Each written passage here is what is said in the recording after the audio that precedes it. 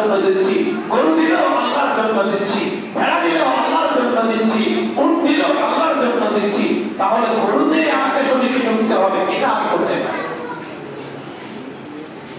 আমরা সবাই যদি আমাদেরকে যদি প্রশ্ন করা হয় কেন কোরবানি দেই, আমরা বলি আমরা একমাত্র আল্লাহর জন্য কোরবানি দিই।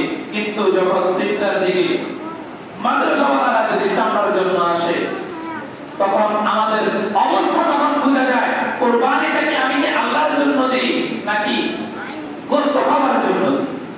300 টাকাটা সেই কোরবানি করে আল্লাহর রাস্তায় কোরবানি করতে পারে, 10,000 টাকা খরচ করে যদি আপনি আল্লাহর রাস্তায় কোরবানি করতে পারে, তাহলে 300 টাকা 500 টাকা 1000 টাকা কেন আল্লাহর রাস্তায় আপনি দিতে পারবেন না? কেন মাদ্রাসার জন্য ফি সাবিলিল্লাহ টাকা ছাড়া মাদ্রাসার জন্য চামড়াটা দিতে পারবেন না?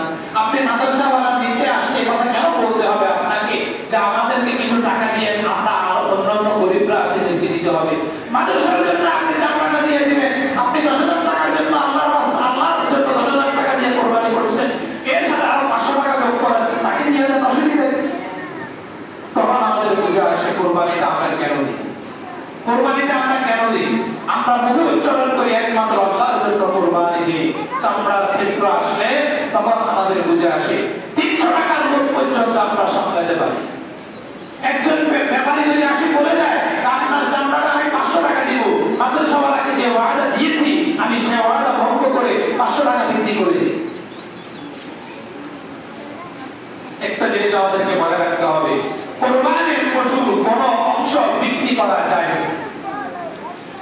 যদি আপনি বিক্রি করেন, এই বিক্রিকৃত অংশটা যে বিনিময় পেয়েছেন, চামড়া বিক্রি করেছেন 1000 টাকা পেয়েছেন, ভট বিক্রি করেছেন 500 টাকা পেয়েছেন, তারপরে আপনার এই গরুর মাথার চামড়া বিক্রি করেছেন 200 টাকা পেয়েছেন, এই টাকাটা আপনার জন্য বক্ষণ করা হারাম নয়, আপনি এটা খেতে পারবেন না।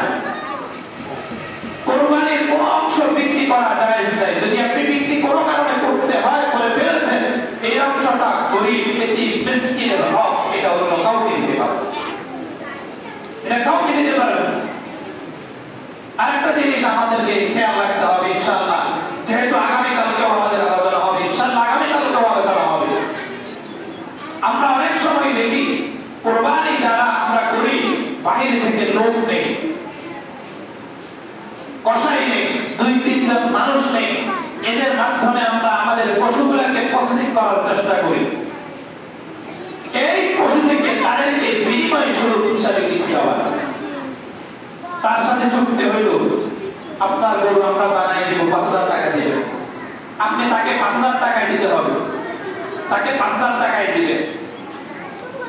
আপনার যদি মনে চায় আপনি তাকে 1 কেজি গোশত দেন, অসুবিধা নেই, 2 কেজি গোশত দেন, অসুবিধা নেই। কিন্তু আপনি যদি কথা বলেন তোমাকে 4,500 টাকা দিছি, আরো 2 কেজি গোশত দিয়ে দিলাম, তাহলে তো তোমার 5,000 টাকা থেকেও বেশি হয়ে গেল, তুমি তো 5,000 টাকা চাইছো, 4,500 টাকা দিলাম আর 2 কেজি গোশত 500 টাকা করে দিলেন, 1,000 টাকা, তাহলে তোমার এখানে বেশি না, এটা জায়েজ না, কোনো বিনিময় দেওয়া জায়েজ নেই। কোরবানির পশু থেকে যারা কাজ করবে এদেরকে কোনো বিনিময় দেওয়া জায়েজ না। আপনি এমনি দিতে পারেন, এমনি দিতে পারেন, হাতিয়ে দিবেন, গরিবদেরকে যেমন দেন এদেরকেও এরকম দিয়ে দিন।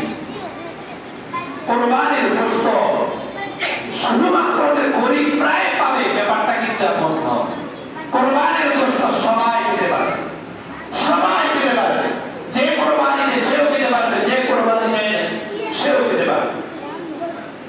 আমরা তো মনে করি শুধুমাত্র কোরবানির গোশত 3 ভাগ করি, 1 ভাগ গরিব মিসকিন বড় লোকরা খেতে পারবে না, বাচ্চা কিন্তু মাসা যদি না খেতে পারে, আমি আপনাদেরকে প্রশ্ন করি, যদি কারো মনের ভিতরে কথা থাকে যে বড় লোকরা তো কোরবানির গোশত খেতে পারবে না, তাহলে আমি আপনাকে প্রশ্ন করি, বিকালবেলা অথবা সন্ধ্যার পরে অথবা